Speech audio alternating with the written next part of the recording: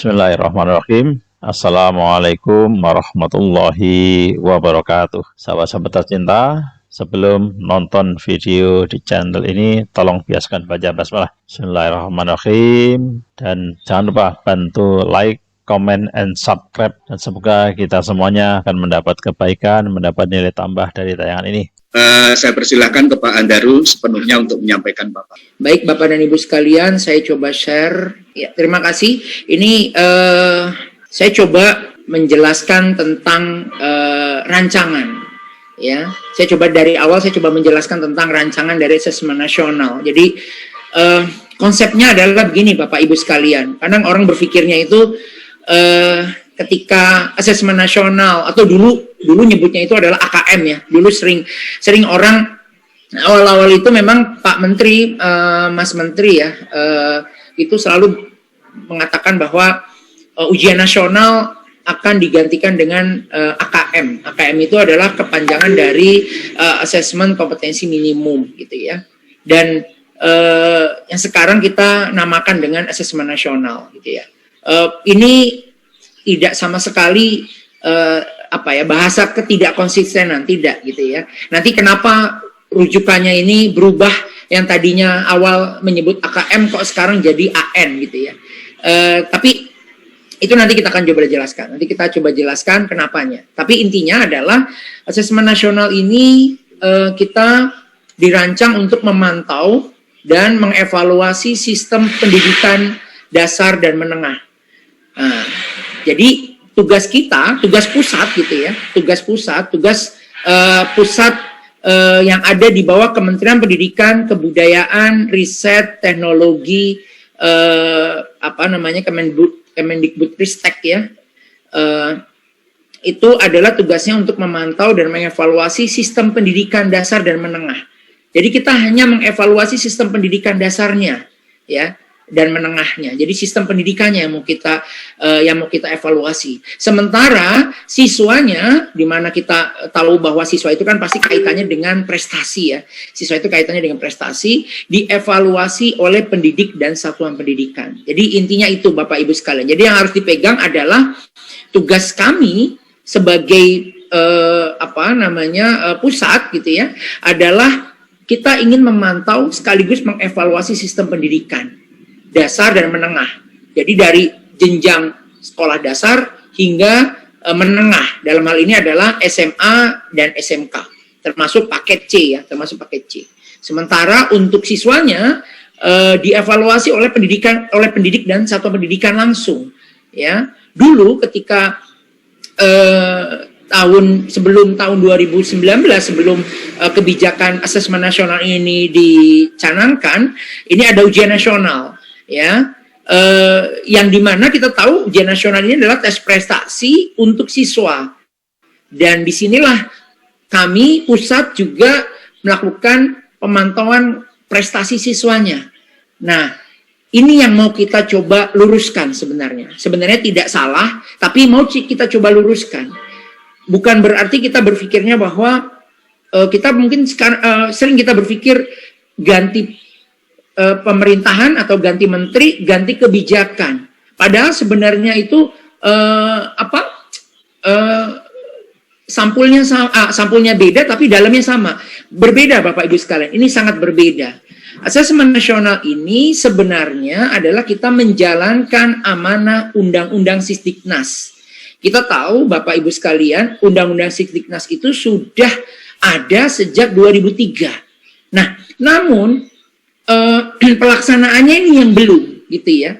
Kalau kita cermati lebih dalam tentang Undang-Undang Sisdiknas, terutama di pasal yang kita sebutkan di sini ya, ada pasal 57 dan pasal 59, kita coba lihat ya, kita coba potret di sini. Kita coba cermati di sini. Bahwa di pasal 57 ayat 1 bahwa evaluasi dilakukan dalam rangka pengendalian mutu pendidikan secara nasional. Ya, pengendalian mutu pendidikan secara nasional sebagai bentuk akuntabilitas penyelenggaraan pendidikan kepada pihak-pihak yang berkepentingan. Di sini garis bawahnya adalah kepada pihak-pihak yang berkepentingan. Siapa itu pihak-pihak yang berkepentingan? Dipertegas di pasal 59 ayat 1. bahwa pemerintah dan pemerintah daerah melakukan evaluasi terhadap pengelola. Jadi pihaknya itu adalah ini, pengelola, satuan, jalur, jenjang, dan jenis pendidikannya. Jadi di sini di pasal ini atau di Undang-Undang Sisdiknas tidak pernah menyebutkan tentang siswa di sini. Jadi tidak ada evaluasi terhadap siswa. Jadi yang dievaluasi oleh kami, pemerintah dan pemerintah daerah, pemerintah pusat dan pemerintah daerah itu adalah evaluasi terhadap pengelola, satuan, jalur, jenjang, dan jenis pendidikan. Artinya apa? Ini sejalan. Asesmen nasional ini adalah sejalan dengan Undang-Undang Sisdiknas sejak tahun 2003.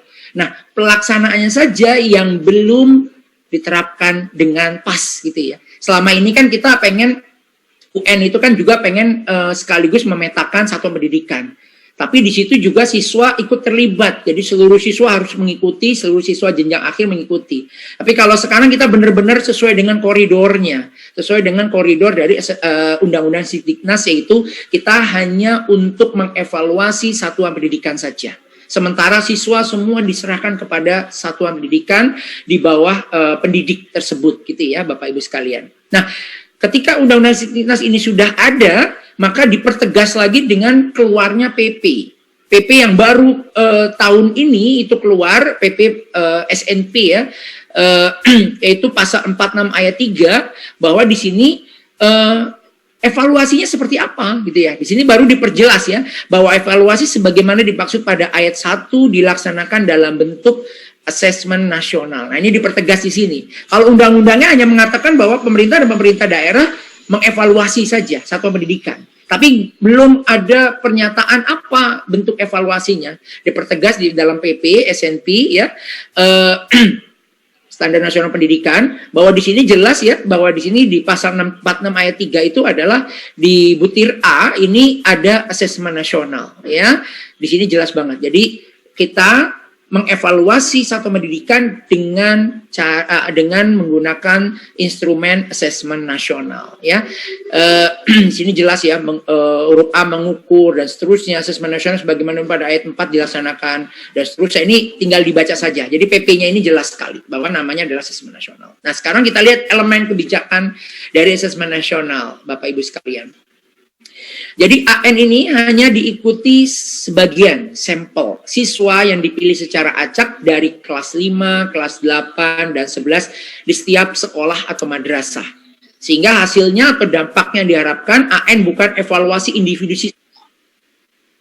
Jadi ini AN bukan evaluasi individu siswa. Jelas di sini ya, karena siswanya sampel. Hasil AN dapat dilanjutkan oleh sekolah, ya, hasil AN-nya. Tidak menambah beban siswa kelas 6, 9, dan 12. Karena di sini kita tahu kelas tengah, ya. Jadi yang untuk kelas 6, 9, 12 ini, mereka diminta untuk berkonsentrasi atau lebih fokus atau menyiapkan untuk PPDB atau dia mau masuk ke jenjang universitas gitu ya. Kalau kelas 12 kan pasti ke universitas. Mereka sudah disibukkan dengan pelajaran-pelajarannya, mereka juga harus menyiapkan untuk ke jenjang berikutnya, misalnya kalau kelas 12. Nah, mungkin sekarang kita berpikir kenapa sampel gitu ya. Kenapa sampel? Dan kenapa sampelnya itu adalah sampel acak gitu ya. Nah, dan kenapa sampelnya itu tidak proporsional. Jadi sampelnya itu sudah 45. Di sini saya coba jelaskan kaitannya dengan kebijakannya di sini. Jadi Bapak Ibu sekalian yang kami hormati, sampel ini kita buat agar supaya representatif terhadap populasi. Ya, ini biasa kalau dalam survei-survei atau dalam sebuah pengambilan survei itu tidak semuanya, tidak populasi. Kalau populasi kita balik lagi kepada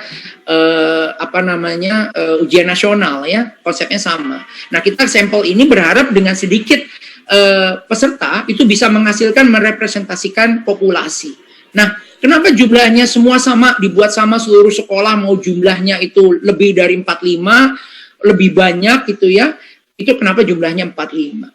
Bapak Ibu, kami perlu jelaskan di sini bahwa kami sudah pernah melakukan riset sebelumnya, bahwa ini latar belakangnya adalah dengan adanya bantuan TIK. TIK di sini adalah SMP, SD, saya kurang tahu kalau SMK ini sudah dapat bantuan TIK atau belum.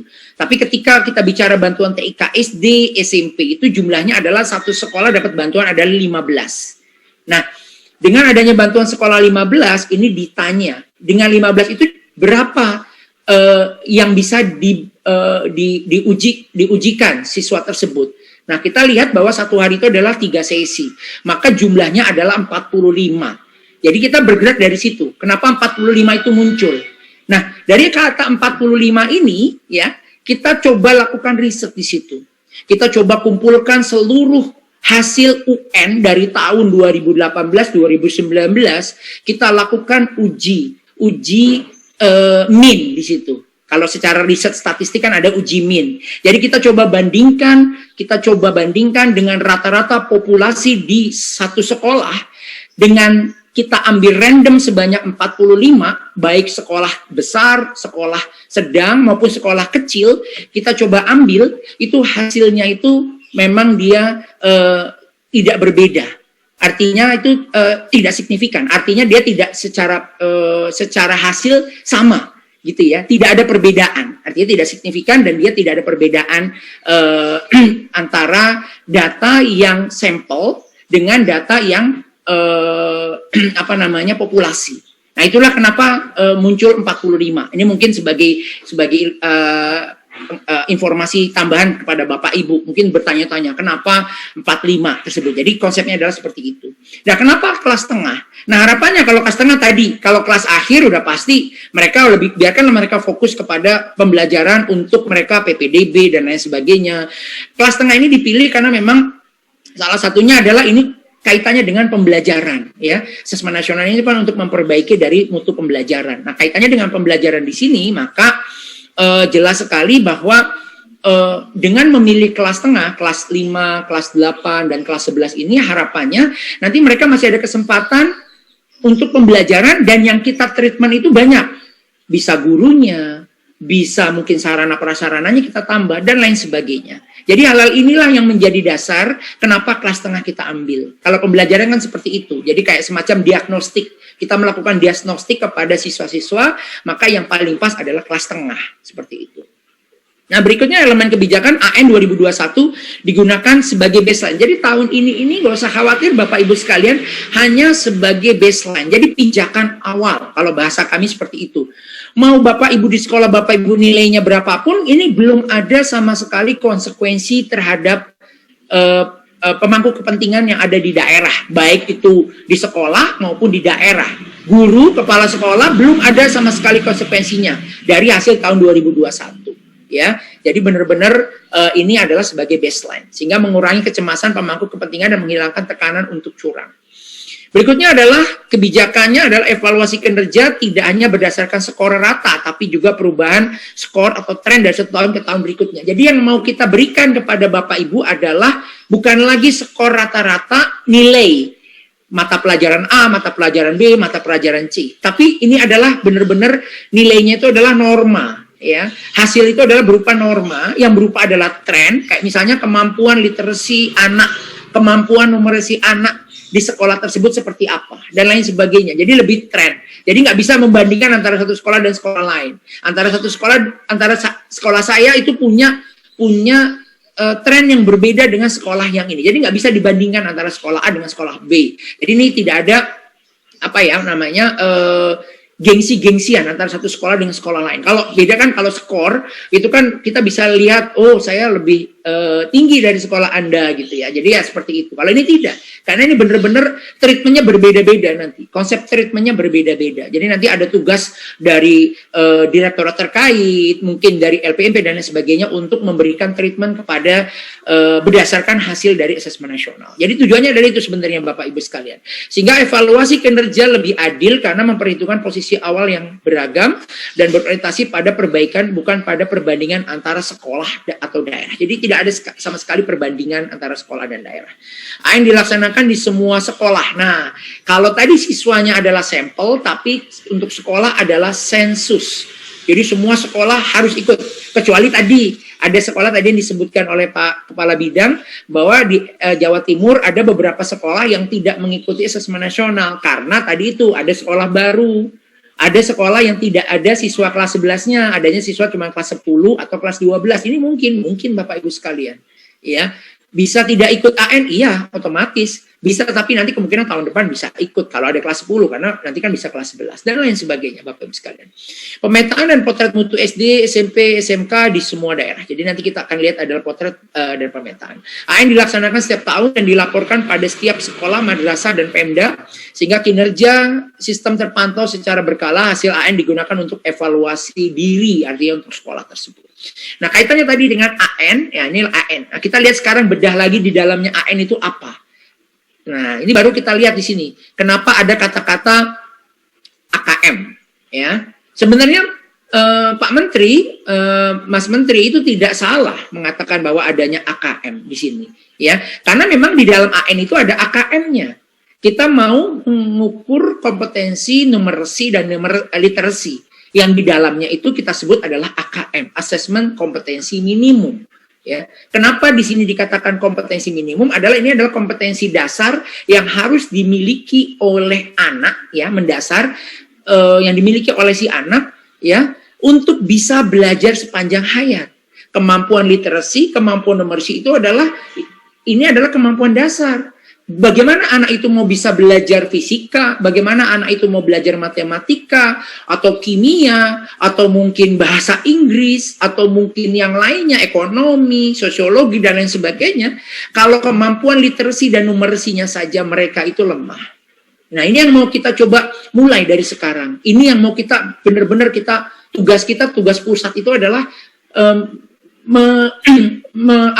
memberikan evaluasi dari sisi numerasi dan literasinya. Yang kita tahu dari tahun ke tahun ini semakin berkurang gitu ya. Ya kalaupun tetap ya sama gitu ya. Ini dilihat dari hasil PISA, Bapak Ibu sekalian. Dari hasil PISA, setiap kali kita mengikuti event PISA yang ada di event dunia, ini selalu kita untuk hasil dari PISA-nya itu selalu di ranking bawah. Tepatnya di 5 terbawah, 5 besar tapi dari bawah, seperti itu, 5 besar terbawah, seperti itu. Ini yang memprihatinkan Bapak Ibu sekalian. Ditambah lagi hal-hal lain yang kita tahu ya, banyak sekali tidak literasi, numerasi, sehingga ini yang menyebabkan semakin jauh gitu ya. Banyak anak sekolah SMP, SMA, bahkan SMA, SMK juga ada yang belum bisa membaca, Bapak Ibu, di sekolah-sekolah. Ini yang mau kita hindari, mau kita coba berikan treatment kepada anak didik yang ada di sekolah-sekolah tersebut. Kita dari dasar mau kita lakukan. Sehingga pembelajaran sepanjang hayat dan bisa berkontribusi kepada masyarakat. Ini yang mau kita dorong, literasi membaca dan numerasi. Jadi di sini mendorong guru untuk lebih berfokus pada pengembangan daya nalar daripada pengetahuan konten yang lebih luas dan dangkal. Ini konsepnya. Jadi yang mau kita berikan bentuk soalnya itu adalah soal-soal yang berdaya nalar, ya, tidak hanya knowledge, tidak hanya pengetahuan, tapi benar-benar berdaya nalar. Ini yang mau kita coba suguhkan kepada Bapak Ibu di sekolah. Jadi asesmen nasional ini soal-soalnya itu soal-soal yang berdaya nalar tinggi seperti itu. Nah, selain AKM ada kita juga instrumen lain, yaitu survei. Ada 2 survei di sini yang mau kita ukur kepada siswa, yaitu survei karakter dan survei lingkungan belajar. Ya, apa itu survei karakter di sini ya? Kalau Bapak Ibu, ini kaitannya dengan survei ya. Jadi survei karakter sulit diukur secara mendalam dalam asesmen berskala besar. Meski demikian, survei karakter dapat memberi informasi berharga tentang sikap, nilai dan kebiasaan yang mencerminkan intinya ini, Bapak Ibu, profil pelajar Pancasila.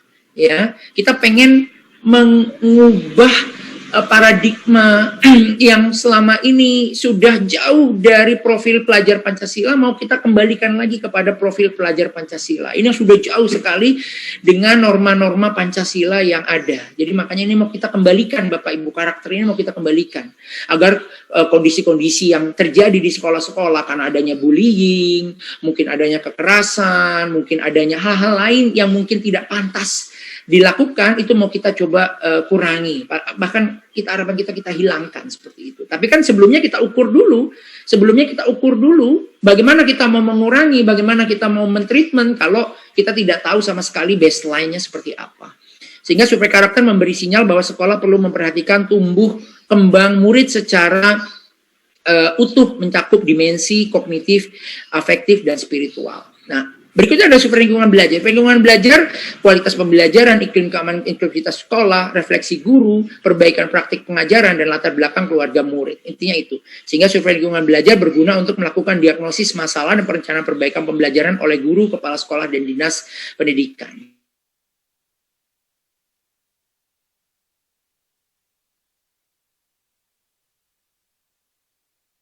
Kita pantau kepada satuan pendidikan melalui sampel siswa yang sudah kita tunjuk, ya. Nanti secara teknis bisa dijelaskan panjang lebar oleh Mas Januar, ya. Sehingga AN menghasilkan potret komprehensif yang berguna bagi sekolah atau madrasah dan Pemda untuk melakukan evaluasi diri dan perencanaan perbaikan mutu pendidikan. Jadi sangat sayang sekali Bapak Ibu sekalian yang hadir di sini, kepala sekolah, kalau ada niat tidak mau ikut AN ini sangat rugi sekali. Bukan berarti ini, ya memang ini kalau ada yang bilang bahwa ini adalah acaranya pusat, ya, ini adalah eventnya pusat, pestanya pusat gitu ya, sehingga ya kami mau nggak mau ngikut kebijakan pusat itu. Jangan berpikir seperti itu Bapak Ibu sekalian. Ini adalah tujuannya untuk memperbaiki pembelajaran yang ada di sekolah Bapak Ibu semua. Jadi baseline ini adalah dasar kami berpijak untuk bisa memberikan apa sih yang kurang dari sekolah Bapak Ibu. Ya ibarat sebuah diagnostik, Bapak Ibu ada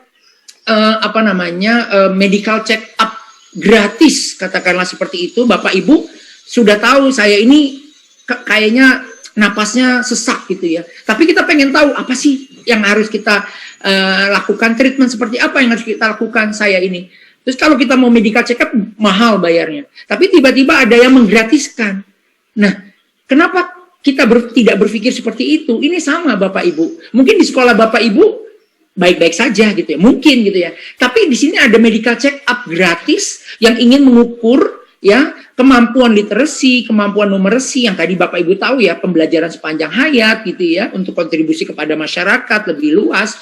Terus juga kita mau mengukur karakternya, dan juga kita mau ngelihat apa sih yang kurang dari lingkungan belajarnya, seperti itu. Mungkin kalau nanti ada bantuan sarana prasarana mungkin bisa seperti itu. Itu hal-hal itu mungkin. Sehingga kita berpikirnya adalah ini adalah sesuatu yang penting untuk sekolah. Sangat penting untuk sekolah. Jadi jangan berpikir bahwa ini pestanya pusat sehingga kami ya harus mengikuti kebijakan pusat. Hilangkan pemikiran-pemikiran seperti itu. Bagi kami ini adalah kepentingan untuk Bapak Ibu, sekolah Bapak Ibu semua. Jadi ini sangat penting Bapak Ibu sekalian. Berikutnya, asesmen nasional mendorong memfasilitasi terjadinya perbaikan mutu pembelajaran. Tadi ya kita sebutkan mutu pembelajaran mau kita perbaiki, makanya diambil kelas tengah seperti itu. Sehingga asesmen nasional yang terdiri tadi ya, AKM, survei karakter, survei lingkungan belajar, untuk dipetakan sebagai umpan balik bagi satuan pendidikan dan dinas. Tidak ada skor individu murid, guru, dan kepala sekolah. Seperti itu. Jadi tidak ada skor individu murid, guru, dan kepala sekolah. Jadi benar-benar ini adalah sampling. Perbaikan proses pembelajaran dan pengelolaan satuan pendidikan. Ini tujuan awalnya. Ya, ingin melakukan perbaikan proses pembelajaran dan pengelolaan satuan pendidikan. Tujuan akhirnya adalah ini. Peningkatan karakter, tidak lain karakter yang mau kita bina. Dan kompetensi peserta didik. Karakter itu ya, ini yang mau kita coba ciptakan orang pintar dan jujur seperti itu. Ini yang mau kita cari gitu ya.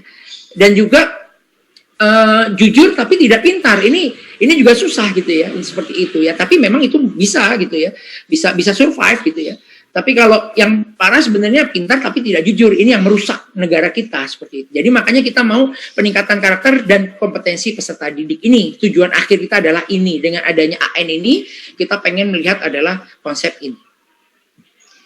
Ini hasil AN bermanfaat bagi kepala satuan pendidikan dan dinas pendidikan untuk melakukan evaluasi diri dan perencanaan tindak lanjut perbaikan seperti itu. Sehingga kompetensi dan karakter peserta didik sebagai tujuan asesmen nasional memberi umpan balik tentang kompetensi dan karakter peserta didik. Kepala satuan pendidikan dapat mengevaluasi keberhasilan satuan pendidikan dalam memfasilitasi pengembangan kompetensi dan karakter tersebut. Jadi sebenarnya ini balik lagi ke satuan pendidikan. Dalam hal ini yang dipelopori oleh kepala satuan pendidikan, dan termasuk juga Pemda nanti melalui pantauan Pemda juga jelas gitu ya dengan adanya asesmen nasional ini.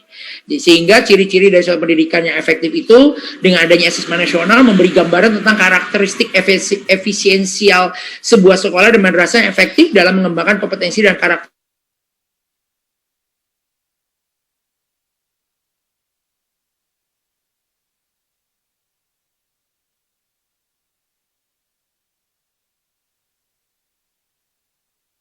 Nah, ini hasil AN ya dikembalikan kepada masing-masing sekolah dan Pemda melalui platform raport pendidikan yang memudahkan evaluasi diri dan perencanaan tindak lanjut.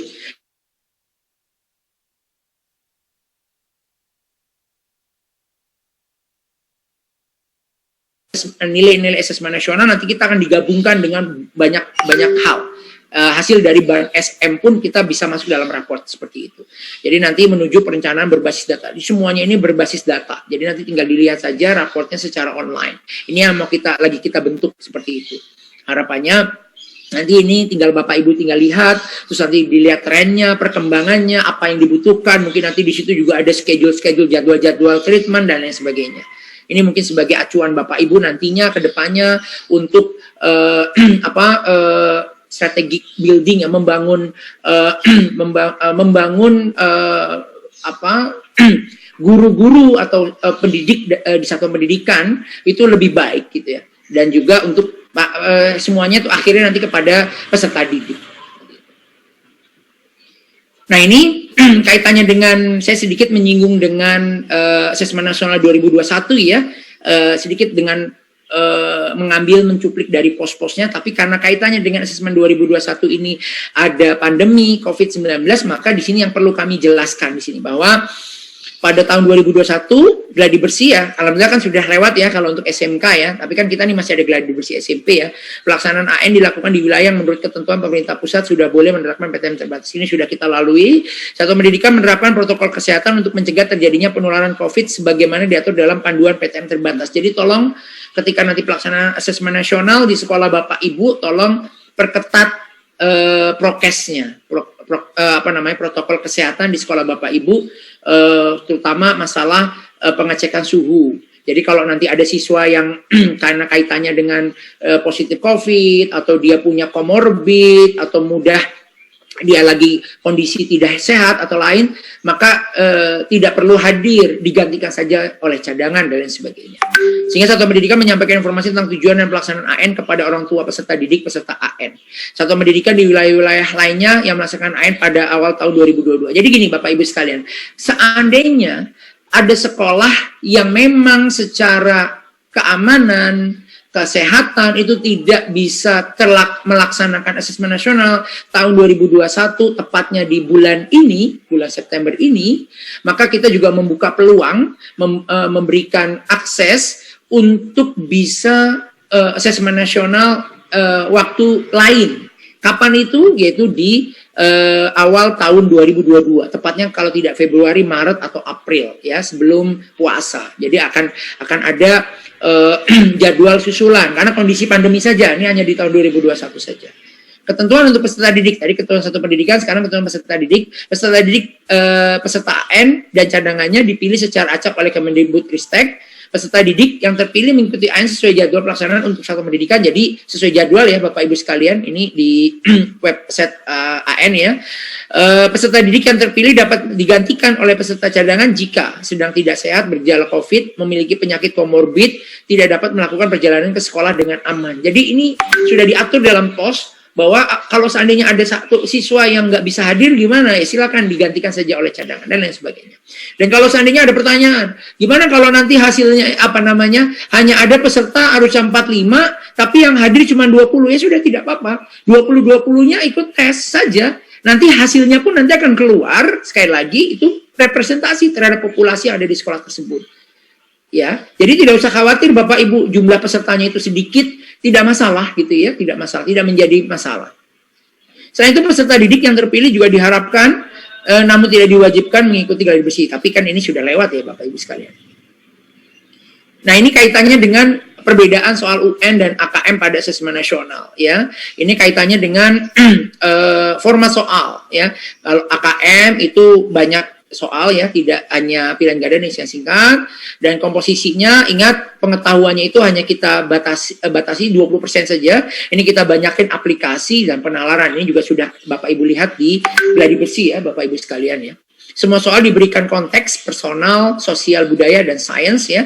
Ini kaitannya dengan konteks-konteks karena ini tidak harapan kita ini tidak hanya melulu soal bahasa Indonesia, tidak seperti itu. Jadi kita nanti bisa aja kita kaitkan dengan soal yang ada unsur kimianya, ada unsur fisikanya, mungkin ada matematikanya, ada lain sebagainya gitu ya. Biologinya, ya, sejarahnya, ada sosiologinya, dan lain sebagainya. Jadi kita tidak hanya terpaku literasi numerasi ya, hanya bacaan monoton gitu, tidak gitu. Nanti kita nanti kemas dengan ada soal-soal sains di dalamnya dan sebagainya. Panjangnya bergradasi ya Bapak Ibu. Kita tahu kalau UN itu kan hanya 100 kata. Kalau ini di kelas 11, panjang teksnya bisa sampai 700 kata. Teks disertai ilustrasi dan infografis terhadap soal-soal. Nah, format jawabannya ada soal terbuka ya, soal esai ya, dan isian singkat. Nah, yang paling penting ini adalah kita menggunakan adaptive testing ya Bapak Ibu ya. Artinya soal yang muncul kepada anak-anak itu disesuaikan dengan kemampuannya. Kalau seandainya anak itu memiliki kemampuan dengan ditandai jawaban dari stage-nya itu lebih banyak benarnya, maka untuk stage berikutnya lebih susah daripada yang sebelumnya. Artinya naik level, artinya naik tingkatan level kesulitan. Level kesulitannya itu naik kalau dia itu lebih banyak benarnya di stage awal. Nah, nanti begitu juga ketika di set 2-nya itu anak itu bisa lebih banyak benarnya, maka dia naik di set ketiganya itu lebih sulit. Level tingkatan kesulitannya itu lebih tinggi. Nah, begitu sebaliknya, kalau dia itu lebih benarnya lebih sedikit dibanding salahnya, maka dia akan turun level tingkat kesulitannya. Dan begitu terus Bapak Ibu sekalian. Ini makanya kita menggunakan metode namanya multi-stage adaptive testing. Bukan lagi kita menggunakan CBT seperti yang di UN. Ya, tapi ingat untuk survei ada 2 survei karakter dan survei lingkungan belajar, bukan pakai MSAT ya. Jadi MSAT ini hanya AKM. Untuk survei tetap menggunakan CBT ya Bapak Ibu sekalian. Nah, ini jadwalnya Bapak Ibu, kita sudah melalui ini simulasi, ini juga sudah gladi bersih dan alhamdulillah hari ini tanggal 16 terakhir ya. Nah, pelaksanaan SMK dan paket C itu di tanggal 20 sampai 23 ya Bapak Ibu sekalian. Nah, ini ada kosong. Ini kita siapkan kalau di sini ini terkendala karena misalnya ada listrik padam, mungkin ada gangguan internet. Tapi ingat, tadi sudah disebutkan ada 2 moda, mungkin nanti lebih panjang lebar dijelaskan oleh Mas Januar. Jadi ada 2 moda. Untuk moda semi online kita sediakan token offline, ya sama. Nah, kalau untuk yang online, ketika ada permasalahan, silakan disiapkan provider lain ya, misalnya tethering dan lain sebagainya, sehingga nanti tidak terkendala dalam tes. Tapi kalau seandainya nanti ini terkendala dalam tes, sengaja kita siapkan sini ada pekan kosong. Ini selain kita menyiapkan untuk yang SD, koordinasi SD dan lain sebagainya, kita juga menyiapkan kalau ada SMK atau paket C atau mungkin SMA atau mungkin SMP yang terkendala karena force major tersebut ya. Sekali lagi ini kendalanya karena force major sehingga bisa kita susulkan di sini. Bisa kita susulan, ada jadwal susulan, tapi kalau ada peserta yang tidak hadir dan lain sebagainya tidak ada susulan. Beda antara UN dengan AN ya Bapak Ibu sekalian. Nah, ini jadwalnya untuk SMK. Ingat kalau untuk SMA, SMK, SMP 3 sesi, untuk yang SD 2 sesi. Kita cuma pengen memberi informasi bahwa sebelum tes berlangsung di hari pertama maupun hari kedua kita akan berikan soal latihan. Jadi paling tidak kalau ada siswa yang kemarin tidak ikut gladi bersih, ya ada kesempatan mereka mencoba 10 menit di awal. Harapannya seperti itu. Barulah nanti ada literasi membaca di hari pertama 90 menit dan ada survei karakter 30 menit.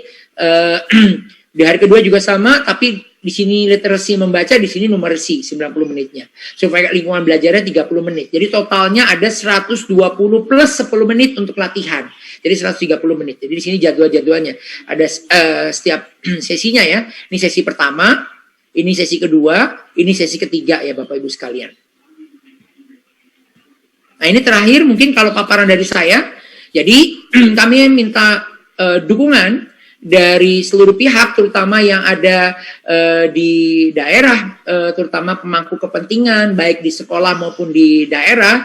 Harapan kami meyakinkan seluruh pihak ya, termasuk juga peserta didik ya, termasuk orang tua di sini ya, untuk agar supaya orang tua tidak perlu mencari bimbingan belajar atau buku-buku latihan ya. Ini banyak sekali beredar ini informasi ke kami, masukan ke kami, laporan ke kami bahwa ada sekolah yang meminta siswanya untuk membeli buku-buku yang persiapan asesmen nasional. Ini mending kalau asesmen soal-soalnya itu sesuai dengan asesmen nasional. Pas kami lihat, kami buka, kami cek, ternyata itu soal-soal olimpiade, soal-soal UN ya. Tidak ada kaitannya sama sekali dengan soal asesmen nasional. Sangat berbeda sekali. Jadi tolong kami mohon dengan sangat tidak usah ada pembelian buku-buku persiapan asesmen nasional, Bapak Ibu sekalian. Ya, Bapak Ibu bisa mengunduh ya di websitenya pusmenjar.kemdikbud.go.id/an. Di situ ada contoh-contoh soal. Ya nanti mungkin Mas Januar bisa menyampaikan linknya agar Bapak Ibu tahu ya. Di situ Bapak Ibu sudah ada di situ soal-soal AKM. Jadi di situ jelas sekali seperti apa sih soal-soal AKM. Selain ada gladi bersih, ada simulasi, tapi paling tidak Bapak Ibu untuk siswanya bisa disuruh mencobakan hal itu. Jadi orang tua tidak perlu mencari bimbingan belajar atau buku pelatihan, lebih baik dorong anak untuk membaca secara luas dan mengembangkan minatnya secara mendalam. Jadi itu tugas dari Bapak Ibu kepala sekolah meyakinkan orang tua, apalagi sekarang lagi kondisi pandemi ya, tolong diyakinkan dengan baik-baik bahwa ini adalah kepentingannya juga untuk kepentingan anak juga, untuk kepentingan sekolah juga dan lain sebagainya. Saya kira itu Bapak Ibu sekalian sedikit penjelasan singkat dari saya. Mungkin nanti saya serahkan ke moderator untuk Pak Mudianto, apakah lanjut Mas Januar ataukah sesi tanya jawab dulu. Saya serahkan ke Pak Mudianto. Saya akhiri dulu untuk sesi dari saya. Kurang lebihnya saya mohon maaf. Nanti kalau memang mau ada kita diskusikan, monggo kita diskusikan. Saya akhiri. Assalamualaikum warahmatullahi wabarakatuh. Waalaikumsalam warahmatullahi wabarakatuh. Terima kasih Pak Andaru yang sudah memberikan pencerahan kepada kita semuanya terkait dengan kebijakan dan pelaksanaan asesmen nasional, perbedaan antara asesmen nasional dengan ujian nasional, dan sebagainya. Pak Andaru, mohon izin, kita lanjutkan dengan sesinya Pak Januar dulu ya. Jadi nanti tanya jawabnya setelah Pak Januar menyampaikan materinya, baru kita lanjutkan dengan tanya jawab. Bismillahirrahmanirrahim. Assalamualaikum warahmatullahi wabarakatuh. Sahabat-sahabat tercinta, sebelum nonton video di channel ini, tolong biasakan baca basmalah. Bismillahirrahmanirrahim. Dan jangan lupa bantu like, comment, and subscribe. Dan semoga kita semuanya akan mendapat kebaikan, mendapat nilai tambah dari tayangan ini.